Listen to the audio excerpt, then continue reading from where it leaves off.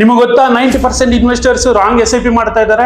ನೀವು ಕೂಡ ಅದರಲ್ಲಿ ಒಬ್ಬರಾಗಿರ್ಬೋದು. ಅದಕ್ಕೋಸ್ಕರ ಈ ವಿಡಿಯೋನ ಕಂಪ್ಲೀಟ್ ಆಗಿ ನೋಡಿ. ಇದೇ ಮಿಸ್ಟೇಕ್ ಮಾಡ್ತಾ ಇರೋರಿಗೆ ಶೇರ್ ಮಾಡಿ. Just for sake of investment ಅಂತ ತುಂಬಾ ಜನ SIP ಮಾಡ್ಬೇಕು ಅಂತ ಯಾವ್ದೋ ಫಂಡ್ ಅಲ್ಲಿ ಇನ್ವೆಸ್ಟ್ಮೆಂಟ್ ಮಾಡ್ಬಿಡ್ತಾರೆ. ಯಾವ್ದೋ ಫ್ರೆಂಡ್ ಹೇಳಿರ್ತಾರೆ, ಇಲ್ಲ ಇವರೇ ಎಲ್ಲೋ ಒಂದ್ ಕಡೆ ನೋಡಿರ್ತಾರೆ, ಪಾಸ್ಟ್ ಅಲ್ಲಿ ಒಳ್ಳೆ ಪರ್ಫಾರ್ಮೆನ್ಸ್ ಮಾಡಿದೆ ಅಂದ್ಬಿಟ್ಟು ಅದ್ರಲ್ಲಿ ತಗೊಂಡಾಗ ಹಾಕ್ತಾರೆ. ಇನ್ನು ದೊಡ್ಡ ಮಿಸ್ಟೇಕ್ ಏನಂತಂದ್ರೆ ಇವ್ರದ್ದು 10-15 ಫಂಡ್ ಗಳಲ್ಲಿ ಇನ್ವೆಸ್ಟ್ಮೆಂಟ್ ಮಾಡ್ಬಿಡ್ತಾರೆ. ಇವರು ಫಸ್ಟ್ ಈ ಕ್ಯಾಲ್ಕುಲೇಷನ್ ಮಾಡ್ಕೊಳಲ್ಲ. ಇವ್ರು ಎಷ್ಟು ವರ್ಷ ಇನ್ವೆಸ್ಟ್ಮೆಂಟ್ ಮಾಡ್ಬೇಕು ನೋಡ್ತಾ ಇದಾರೆ, ಇವ್ರ ಗೋಲ್ ಏನಿದೆ ಇದನ್ನ ಯಾವ್ದು ನೋಡ್ಕೊಳಲ್ಲ. ಆಕ್ಚುಲಿ ನೀವು ಲಾಂಗ್ ಟರ್ಮ್ ಇನ್ವೆಸ್ಟ್ಮೆಂಟ್ ಮಾಡ್ತಾ ಇದ್ರೆ ನೀವು ಈಕ್ವಿಟಿ ಫಂಡ್ ಅಲ್ಲಿ ಇನ್ವೆಸ್ಟ್ಮೆಂಟ್ ಮಾಡಬೇಕು. ಈಕ್ವಿಟಿ ಫಂಡ್ ಅಲ್ಲಿ large cap, mid cap, small cap ಅಂತ ಬರುತ್ತೆ. ನೀವು ಲಾರ್ಜ್ ಕ್ಯಾಪ್ ಅಲ್ಲಿ 10-12% ರಿಟರ್ನ್ ಎಕ್ಸ್ಪೆಕ್ಟ್ ಮಾಡಬಹುದು. ಮಿಡ್ ಕ್ಯಾಪ್ ಅಲ್ಲಿ 12-14% ಎಕ್ಸ್ಪೆಕ್ಟ್ ಮಾಡಬಹುದು.